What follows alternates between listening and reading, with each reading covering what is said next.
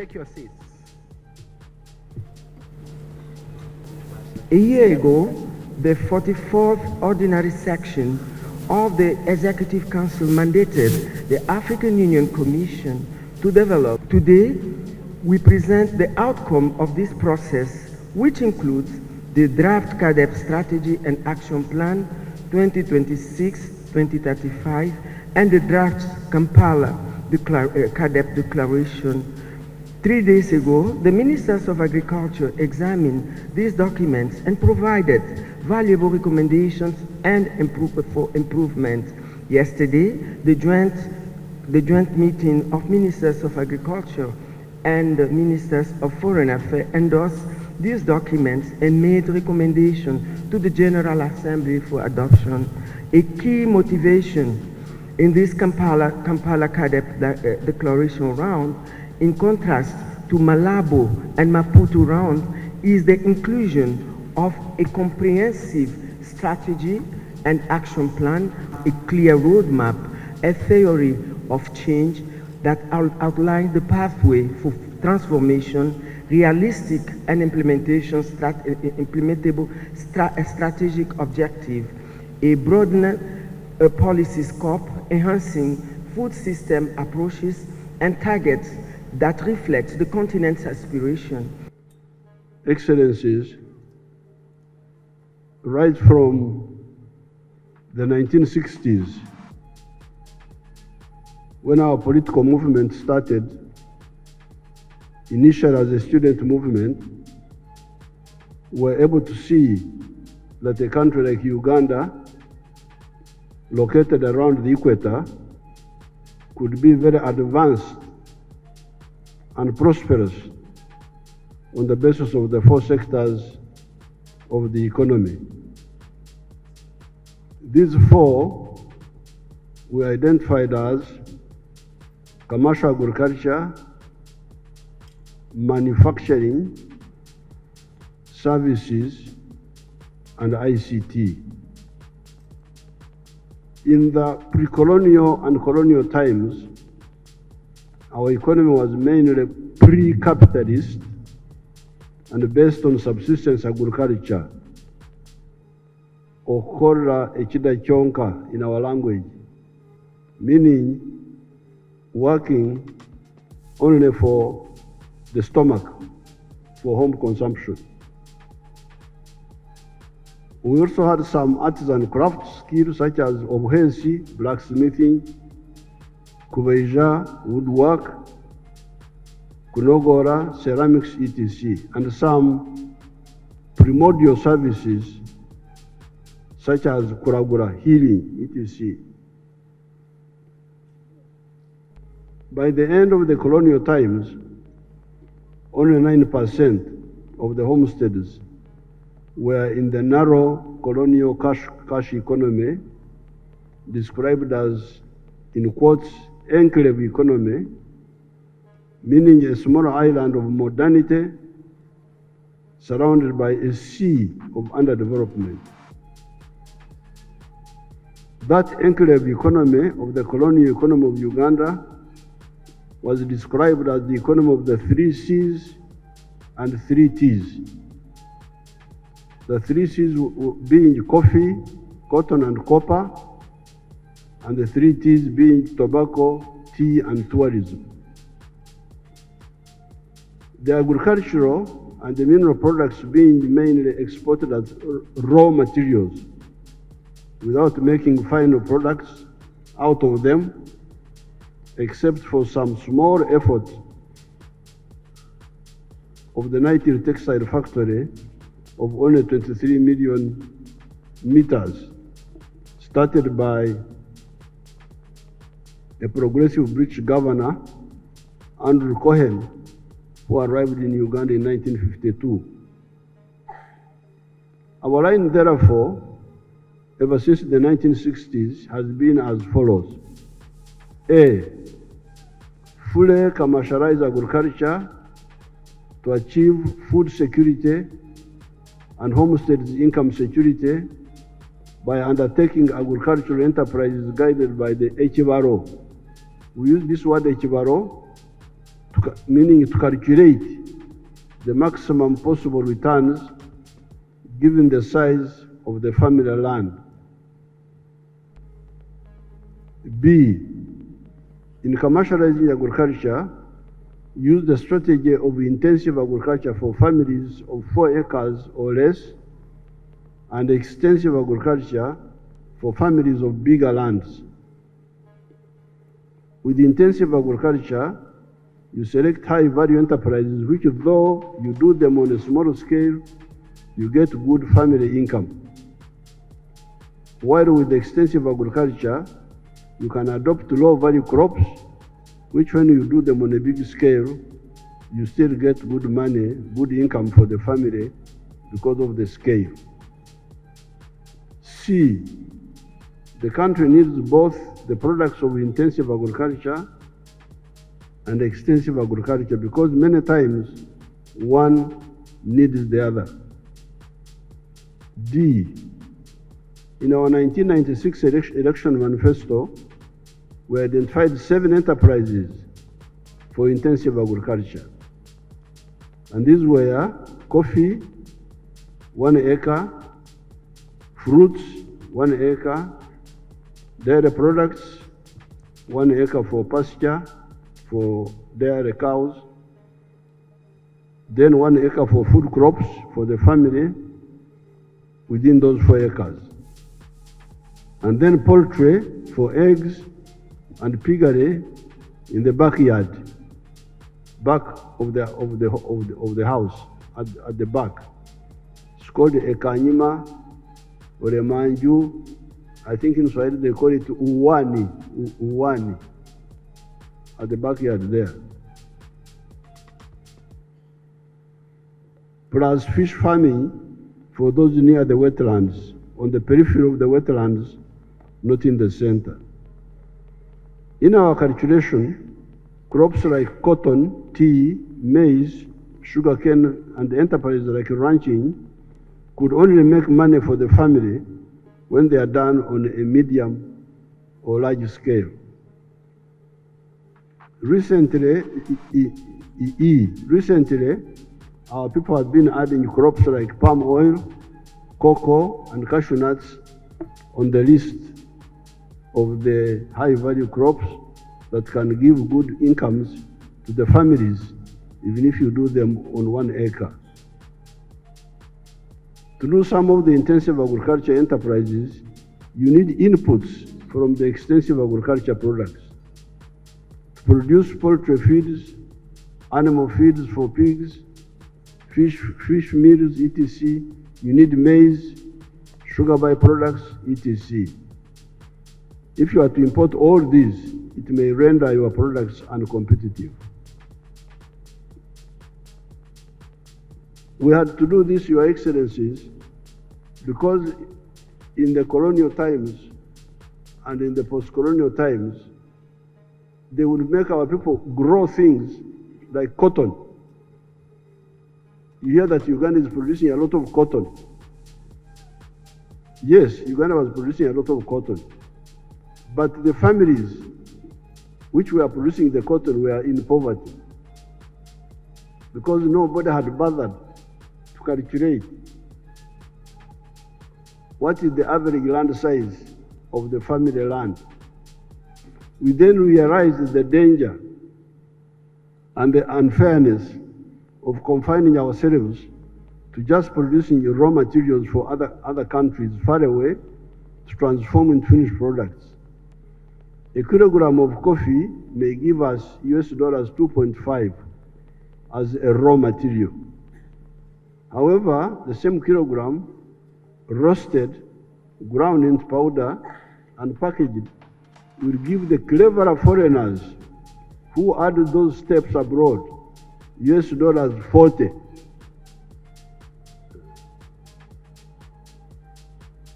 So Africans get $2.5 per kilo, and the same kilo transformed into finished products by foreigners brings them $40.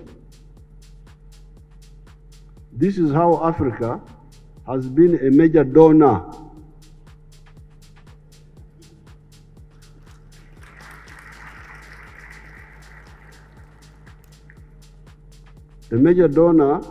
to the parts of the world that are managed by cleverer people. Sorry to use these words.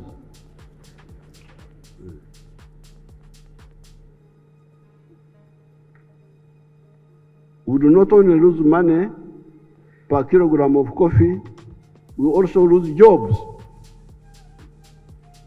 The roasting jobs, the grinding jobs, and the packaging jobs are done by the children of the foreigners. While Africa's children are drowning in the Mediterranean Sea, going to prosperous Europe and running away from the impoverished Africa.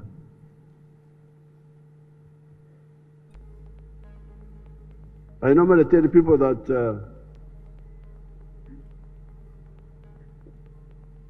a shirt like the one I'm putting you on, which is made here in Uganda, has got 6 job levels. This shirt here. Level 1, grow the cotton. Level 2, gin the cotton. Ginning means remove the seeds from the cotton. Now, in many African countries, that's where they end. They end at ginning. Level 3, spinning. Spinning, you get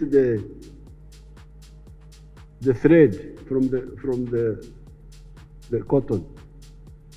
Level 4, weaving to make a fabric. Level 5, putting colors. Level 6, tailoring. So out of the 6 job levels, Africa has been ending at, many of the African countries have been ending at level 2. All the other levels out, the money goes away, but also the jobs. All those go away.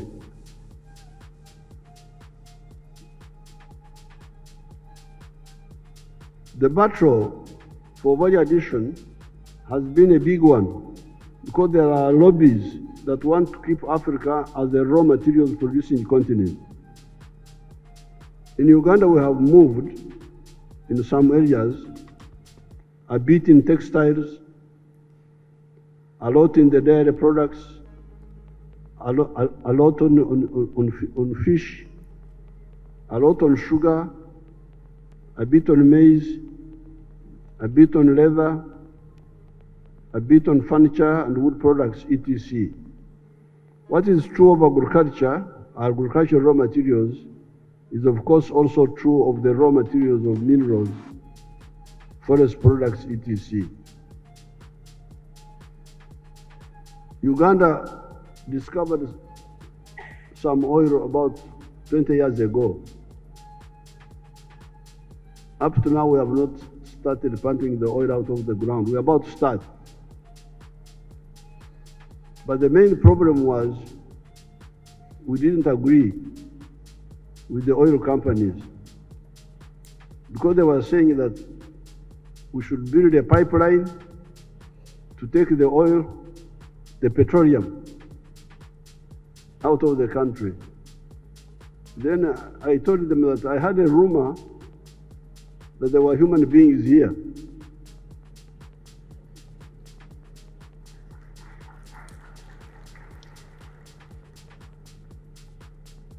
Why don't we process this petroleum for these human beings who are rumored to be here? It's not confirmed, but there's a rumor that there's some big battle. They told me that oil refineries don't make money. So then I said, but if they don't make money, those who run them, why do they run them? Are they Mother Teresa's? Now, I happened to go to Iran. I went to Iran. When I went there, I said, you people, do you have oil refineries? They said, yes, we have 9. Iran had 9 refineries. Now here they didn't want me to have one, just one. So because of those battles, it took time, but now eventually they gave up. We shall build the refinery and the pipeline also. And the main reason I support the pipeline is that it will go through Tanzania, my other country, so that they can get some share in our resource, which is theirs also. But that's why it's a very big battle. You can imagine somebody arguing, and when they made a calculation, the oil refinery here is very, very productive, very profitable. What they call the internal rate of return is IRR. It's very high, much higher than in other places. So that war of wanting to keep Africa as a raw material producing continent is a very big one.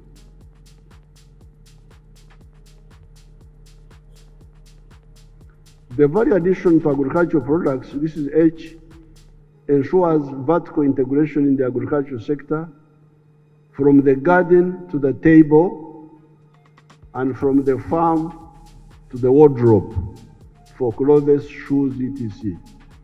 However, it also ensures horizontal integration with the other sectors, manufacturing, services, etc. How can you say that you are promoting tourism when all the food the tourists eat is being imported? In Uganda, the hotels serve Ugandan liquid milk, yogurt, butter, sugar, fruits, beef, etc. On account of reasons I cannot understand, some Ugandans insist on eating wheat bread and rice.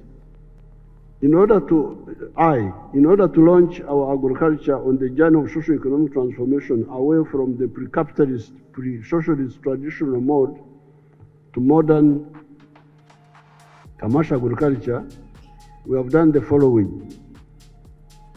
Roman 1, politically mobilize through sensitization the people to move away from the pre-money, working only for the stomach, to commercial agriculture with the chibaro, with the calculation. 67% of the homesteads in Uganda are now in the money economy for the first time in human history.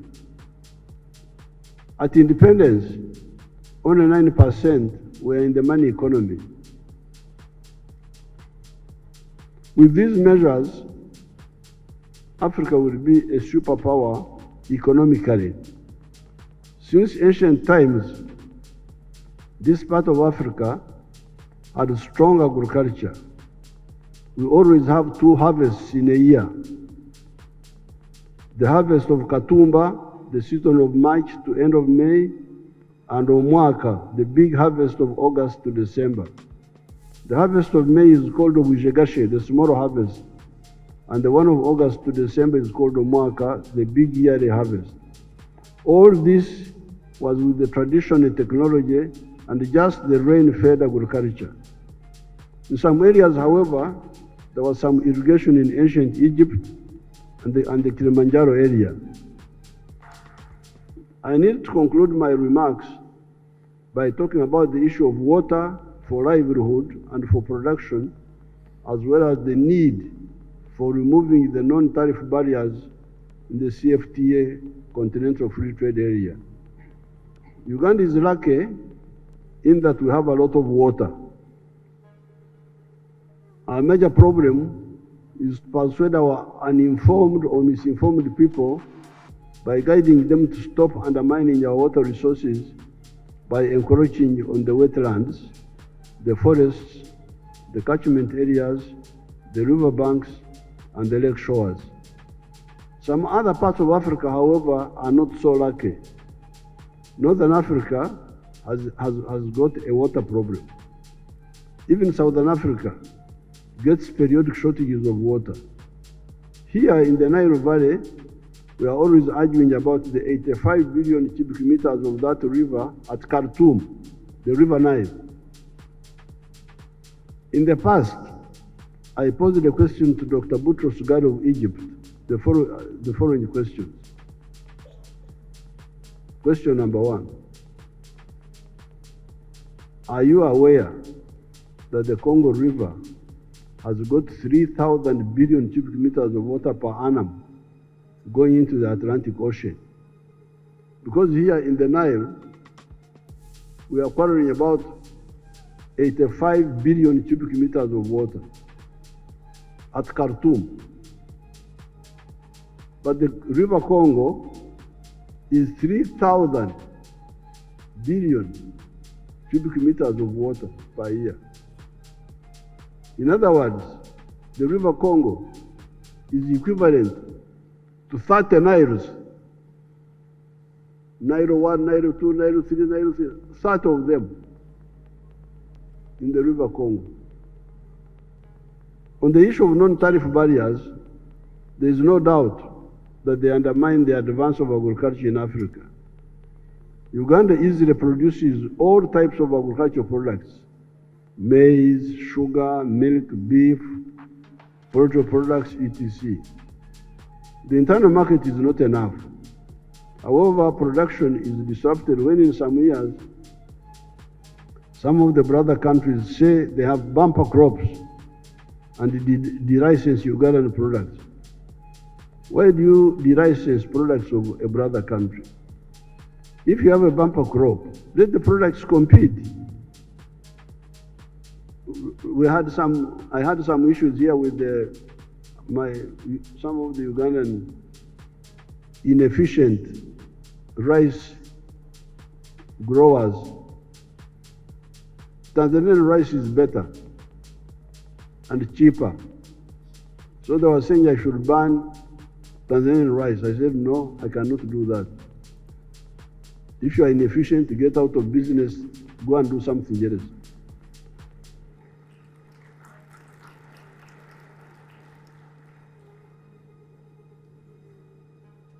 If you have a bumper crop, let the products compete. After the Ugandan product has been de-licensed, then you hear that the licensing country has now a shortage of this or that. Can they now import it from Uganda? By that time, the Ugandan farmers have been rendered bankrupt and have migrated to new products such as coffee that are mainly bought by foreigners away from Africa. How would African agriculture sustainable advance with this erraticness? I thank everybody.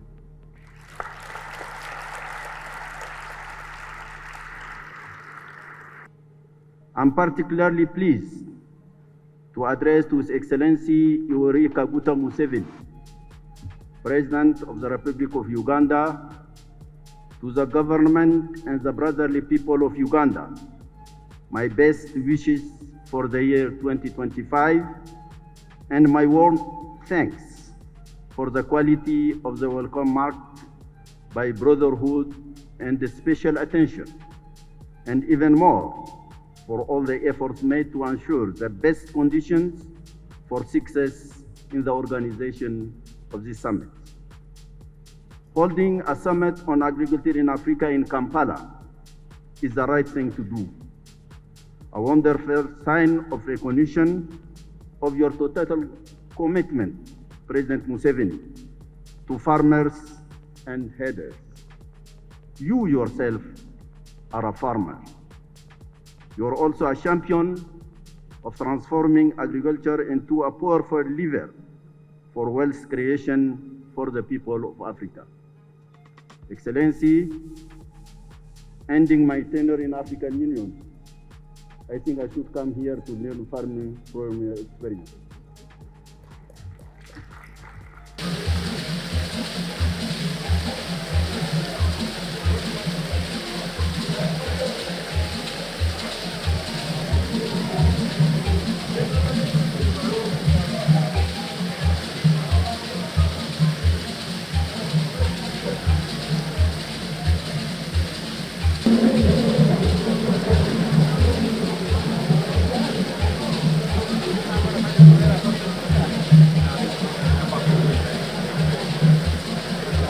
You thus opted for an institutional solution through CAADP, adopted by the Assembly of the Union in identifying all the negative factors that lie at the root of the low rate of the attainment of our set of goals appropriés. Je vais parler de la mécanisation, de la digitalisation substantielle, des retombées de l'opérationnalisation de la zone de libre-échange continentale ZLECAf. Amplifying the success of many African countries who are determined to be incorporating this diverse perspective has enriched the summit discussions and strengthened the foundation for actionable outcomes to build a robust framework for Africa's agri-food system transformation. I call as an advisory body to the Executive Council, the PRC holds. She is the State Minister, Madame Borge Sangria. Yoweri Kaguta Museveni and the government of Uganda for the exceptional warm and gracious hospitality which has made our stay both comfortable, food security efforts, and together we have witnessed notable progress. Devemos encontrar os consensos necessários à aprovação de uma estratégia e plano de ação of sustainable development. We'll come out of this summit with new directives for this session. Excellency President Yoweri Kaguta Museveni, all excellencies present and distinguished guests, we are now going into the final session of this wonderful summit. May I kindly request His Excellency Yoweri Kaguta Museveni, President of the Republic of Uganda, to give his closing remarks. Thank you, Excellency.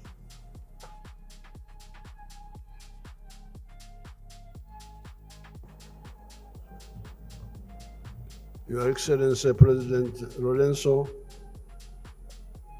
President of Angola, and chairperson of this meeting, His Excellency Faki Mohammed, chairperson of the African Union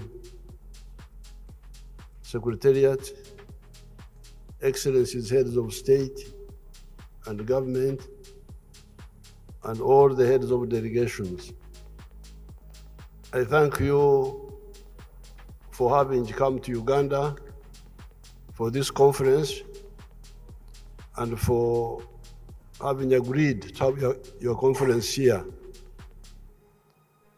The subject we have just discussed is a primary one,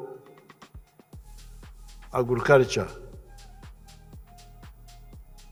As I said in my speech, when we were still fighting as a political liberation movement, we clarified our ideas.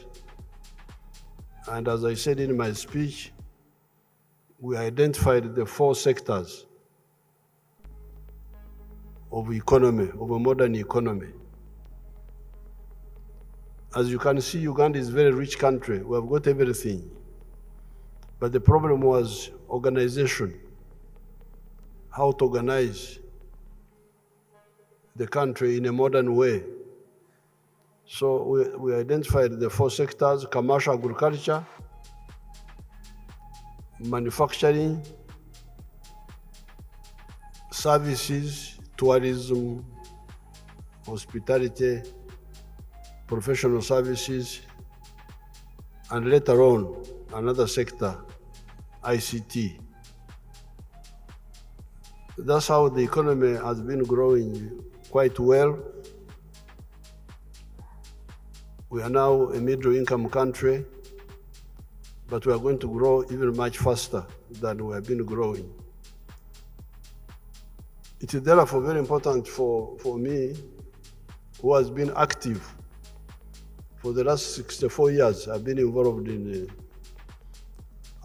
African and Ugandan issues, to have a chance to meet with the people from the rest of Africa so that we can share notes. It is possible for Africa to grow. We have got everything. It is just ideological, philosophical, and strategic mistakes that make our countries lag behind. Therefore, if we meet and share ideas like we have done now, we are going to sort out all this. So I'm very happy, and I thank His Excellency President Lorenzo for chairing this meeting, and I thank His Excellency Faki Muhammad, and I thank all of you who came here today. Thank you so much.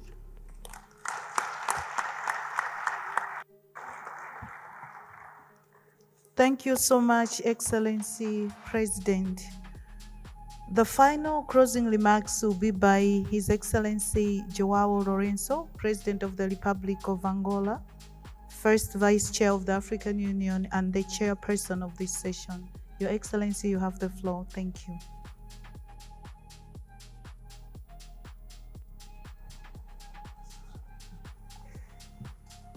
Sua Excelência Yoweri Kaguta Museveni, Presidente da República do Uganda, Sua Excelência Presidente Selassie da República da Etiópia, Sua Excelência Presidente da Comissão da União Africana, Moussa Faki, Suas Excelências Chefes de Estado e de Governo, Suas Excelências Representantes de Chefes de Estado e de Governo, Excelentíssimos Ministros, caros embaixadores, minhas senhoras, meus senhores, caros convidados. Chegamos ao fim desta Cimeira Extraordinária da União Africana, que se debruçou sobre o Programa Integrado para o Desenvolvimento da Agricultura em África, durante a qual apreciamos documentos que ilustram com bastante clareza o que foi feito nos últimos anos, desde a aprovação da Declaração de Malabo em 2014 e o que se pretende para os próximos 10 anos, tal como está plasmado no Plano de Ação Decenal 2026-2035 e na Declaração de Kampala sobre o PIDA, documentos fundamentais adotados nesta conferência que agora termina. No dia de hoje, durante os debates dos temas agendados, tivemos a oportunidade de fazer o devido seguimento, o que nos permitiu constatar que houve uma grande unanimidade de pontos de vista sobre a necessidade do cumprimento das decisões aqui tomadas, que serão cruciais para a efetivação dos principais desígnios desta cimeira, que são principalmente os de construir sistemas agroalimentares robustos, resilientes, inclusivos e sustentáveis, tendo em vista o crescimento econômico sustentável e a prosperidade partilhada. Temos plena consciência de que no nosso continente possuímos condições favoráveis para o desenvolvimento de uma agricultura produtiva que possa satisfazer não só as necessidades dos nossos países, como também a procura por alimentos noutras regiões do nosso planeta. Excelências, minhas senhoras, meus senhores, a Cimeira abordou exaustivamente as questões relativas à paz e à segurança em África, dando especial realce às questões ligadas ao aumento das ações terroristas e do extermínio violento e às mudanças inconstitucionais de governos democraticamente eleitos. Como sabemos, os esforços que envidamos para debelar este mal, que aflige essencialmente uma parte do nosso continente, não nos terão levado a resultados desejados, de termos um continente onde a paz e segurança, a estabilidade das instituições do Estado sejam o garante do desenvolvimento econômico e social dos nossos países. Lamentavelmente, algumas destas más práticas desviam-nos do objetivo central do nosso continente, o de promover o desenvolvimento, tendo como base propulsora a agricultura, tema que mereceu toda a nossa atenção nesta conferência e que nos deveria levar a encontrar as soluções para os problemas políticos que afetam alguns dos nossos países, sem o recurso à violência ou ao uso da força das armas. Aproveitamos esta oportunidade para manifestarmos a nossa preocupação com a situação de guerra que o povo do Sudão enfrenta, suas graves consequências para a vida e segurança dos cidadãos, para a economia do país e dos países vizinhos, pelo elevado número de refugiados que recebem. Mais uma vez, apelamos às partes em conflito a considerar seriamente a necessidade de resolução do conflito pela via do diálogo. O conflito entre a RDC e o Ruanda pode conhecer um desfecho em breve, se tivermos em conta os grandes avanços alcançados nos últimos meses nas reuniões do processo de Luanda a nível ministerial. Uma cimeira ao mais alto nível ajudará com certeza a desbloquear o impasse, para evitar o retrocesso do processo e assegurar que não sejam desperdiçados os entendimentos e ganhos já alcançados, nomeadamente no que concerne à neutralização das Forças Democráticas de Libertação do Ruanda, FDLR, e a retirada do contingente militar do Ruanda do território da República Democrática do Congo. Moçambique, país que enfrenta um conflito armado em Cabo Delgado, que ainda não foi estabilizado em definitivo, vê-se a braços com um novo desafio à democracia, tratando-se desta vez do surgimento de uma crise pós-eleitoral que em 2 meses ceifou já mais de 200 de vítimas humanas a lamentar, para além da destruição de importantes infraestruturas econômicas e sociais. Depois do anúncio definitivo dos resultados eleitorais após a análise do contencioso eleitoral pela entidade competente e marcada a data para a investidura solene do presidente eleito, o continente e o mundo estão convencidos que prevalecerá o espírito de unidade dos moçambicanos, do diálogo e concertação tão necessários para o restabelecimento da ordem pública, do pleno funcionamento da